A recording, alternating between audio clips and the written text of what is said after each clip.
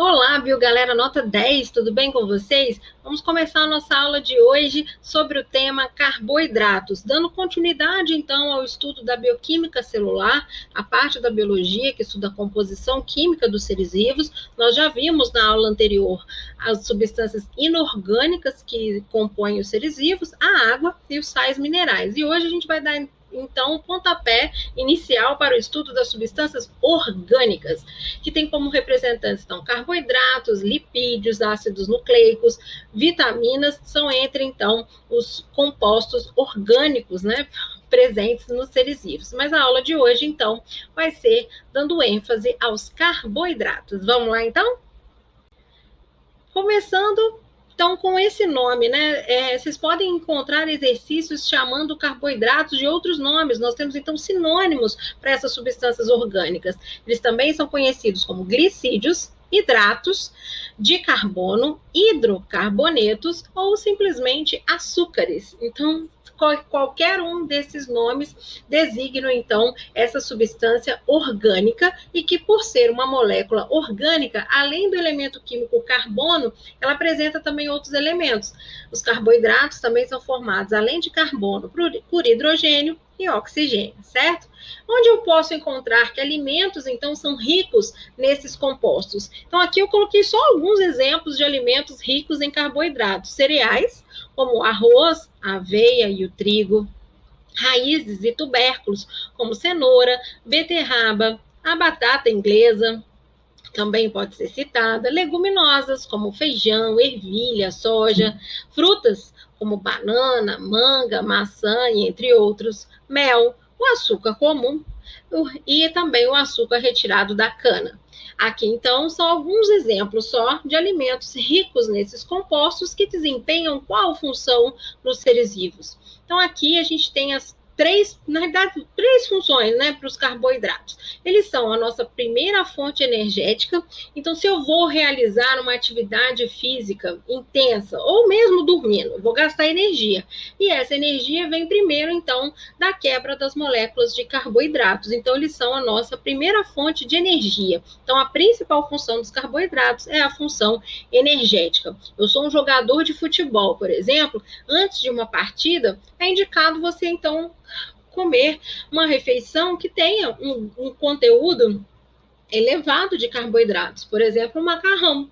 Olha, que interessante, porque o macarrão, rico em carboidrato, então vai dar energia para esse jogador de futebol correr, por exemplo, 90 minutos, tá? Então, ele é a nossa primeira fonte de energia. Então, a principal função dos carboidratos é energética. Mas, além de ter essa função energética, ele também tem uma função estrutural, participando da estrutura de várias substâncias. Por exemplo, ele participa da estrutura da parede celular dos vegetais, do exoesqueleto de animais como os artrópodes. Então, eles fazem parte de um esqueleto externo que esses invertebrados possuem, confere, né, até uma certa proteção para esses animais. E também os carboidratos participam da estrutura dos ácidos nucleicos, DNA e RNA. Aí eu agora vou colocar aqui como uma terceira função para os carboidratos a reserva energética. Porque, por exemplo, se eu falei do macarrão, né, do jogador de futebol. Se eu, por exemplo, comer um macarrão no jantar e for dormir, eu não vou gastar muita energia, né? Então, vou gastar, mas não muita. Como se eu estivesse, por exemplo, jogando a partida de futebol. Então, para onde vai essa energia do meu macarrão?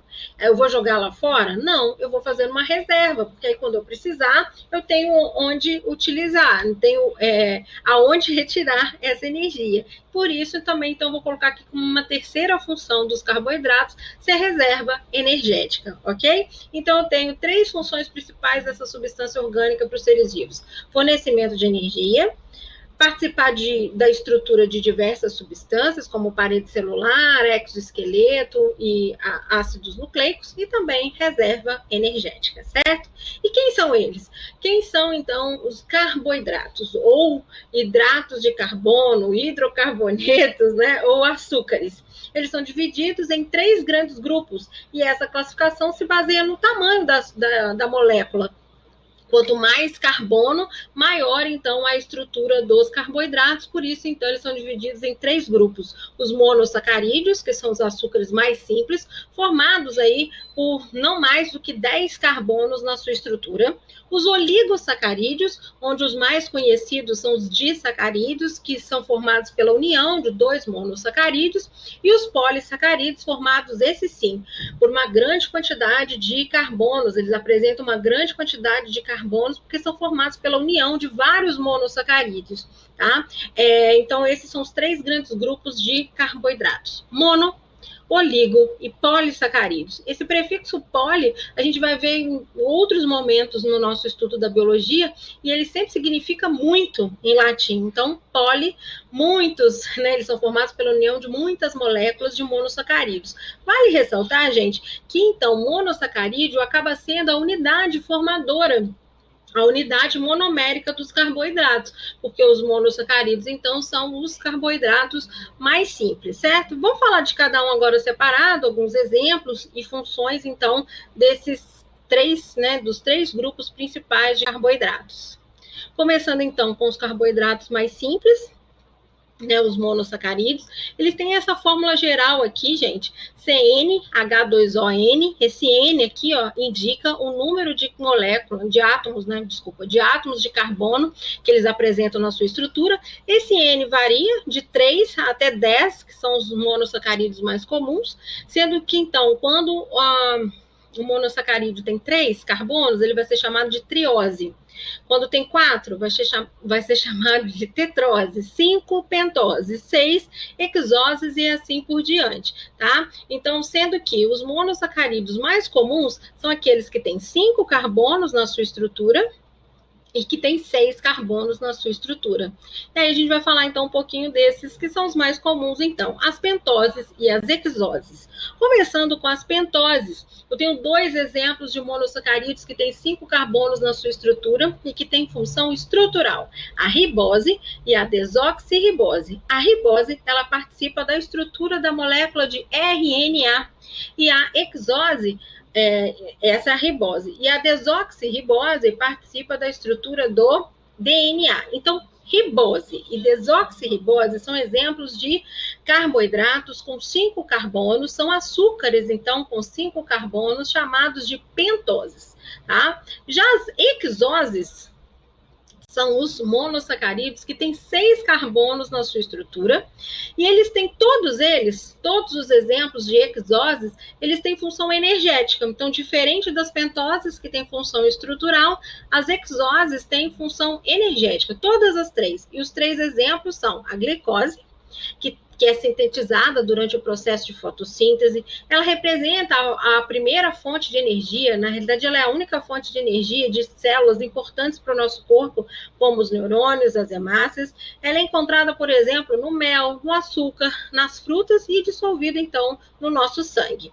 Já a galactose é o açúcar encontrado no leite, e a frutose é o açúcar encontrado nas frutas. Todos esses 3 exemplos de monossacarídeos com 6 carbonos, glicose, galactose e frutose, têm, então, como função energia, beleza? Então, até aí, tudo bem, gente? Então, olha, a gente está estudando hoje, então, na nossa aula, os carboidratos, moléculas orgânicas, que têm vários nomes, né? Hidratos de carbono, açúcares, são divididos em 3 tipos: monossacarídeos, oligosacarídeos e polissacarídeos. E agora a gente já viu, então, os monossacarídeos, açúcares mais simples, que têm de 3 até 10 carbonos na sua estrutura, sendo que os mais importantes são as pentoses, que têm 5 carbonos, representados pela ribose e desoxirribose, ribose participando da estrutura do RNA e desoxirribose participando da estrutura do DNA. E os carboidratos com 6 carbonos, os monossacarídeos com 6 carbonos, as hexoses, que têm a função energética, sendo representadas por 3, né? São 3 os exemplos mais importantes de monossacarídeos: a glicose, a galactose e a frutose, tá? Glicose encontrada, por exemplo, no sangue, galactose é o açúcar do leite e a frutose é o açúcar das frutas, ok? Já os oligosacarídeos representam, então, o segundo grupo de carboidratos. Eles são formados pela união de 2 ou até 10 moléculas de monossacarídeos, com perda de uma molécula de água por ligação. E a ligação, né, o tipo de ligação química que une as moléculas de monossacarídeos para formar, então, os oligosacarídeos, essa ligação é chamada de ligação glicosídica, sendo que os oligosacarídeos mais importantes são os disacarídeos. Tanto, vocês podem encontrar aí termos somente disacarídeos, ao invés de oligosacarídeos, tá? E os disacarídeos, então, são sempre formados pela união de 2 moléculas de monossacarídeos. Os exemplos mais conhecidos de disacarídeos são a sacarose, que é formada pela união de uma glicose mais uma frutose. Ela é o açúcar encontrado, por exemplo, na cana-de-açúcar. Já a maltose é formada pela união de 2 moléculas de glicose, sendo encontradas, por exemplo, no malte. E a lactose é formada pela união de uma molécula de glicose mais uma molécula de galactose, encontrada também no leite. Hoje em dia, a lactose ela é muito comum porque tem muitas pessoas que têm intolerância à lactose. Já ouviram falar? Essa intolerância à lactose são pessoas que não produzem ou produzem com uma certa dificuldade, em menor quantidade, uma enzima chamada de lactase. Essas pessoas normalmente não têm ou não produzem essa enzima, ou produzem essa enzima em uma escala bem menor do que o normal. E aí as pessoas acabam tendo dificuldade na digestão desse disacarídeo, porque como ele é grande, né, ele é formado pela união de 2 monossacarídeos, de uma glicose, de uma galactose, esse açúcar ele não é diretamente absorvido, então ele tem que passar por um processo de digestão, que é então facilitada por essa enzima chamada de lactase, que muitas pessoas não produzem, ou produzem em pouca quantidade, e aí acabam desenvolvendo essa intolerância à lactose, certo?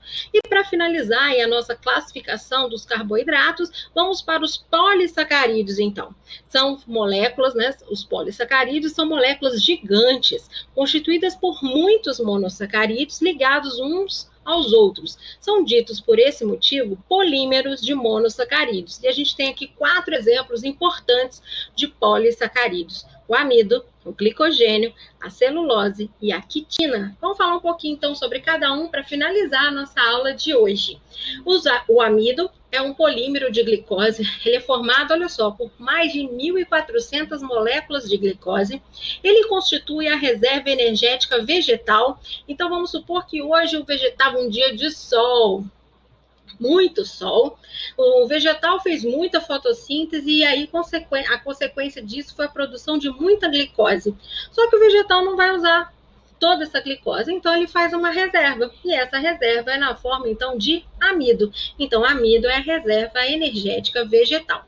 Ele é detectado, ele é encontrado em frutos, sementes, caules e raízes. Ele pode ser detectado, a presença desse amido, por um corante à base de iodo chamado de Lugol. Tá? Então, quando aparecer esse termo Lugol, nós vamos sempre associar a detecção da presença.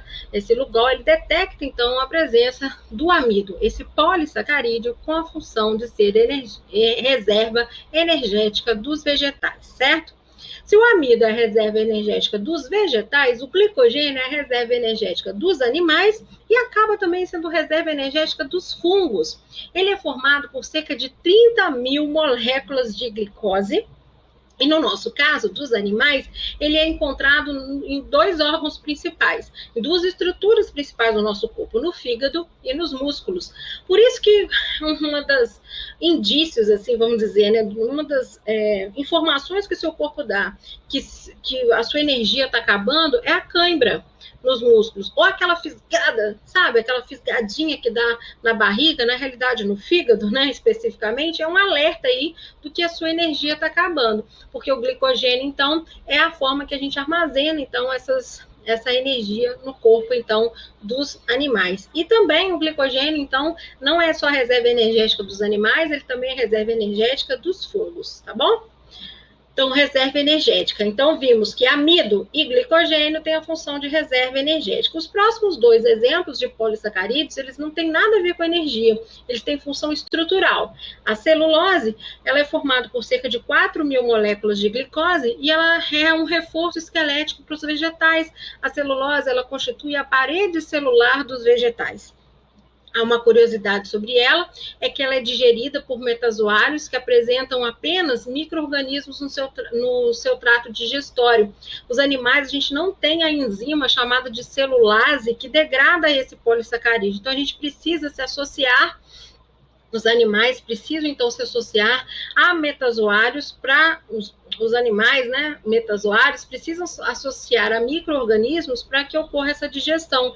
É o caso do cupim, que se associa a certos protozoários, e o caso do boi, que se associa a bactérias para degradar esse polissacarídeo. A gente, então, não tem essa enzima de degradação.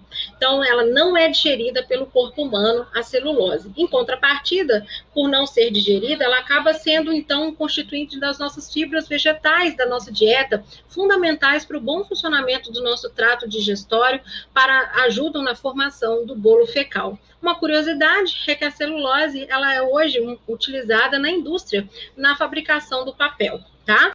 E para finalizar, a quitina, um polissacarídeo também com função estrutural, de fornecer então estrutura a estruturas como o exoesqueleto dos artrópodes.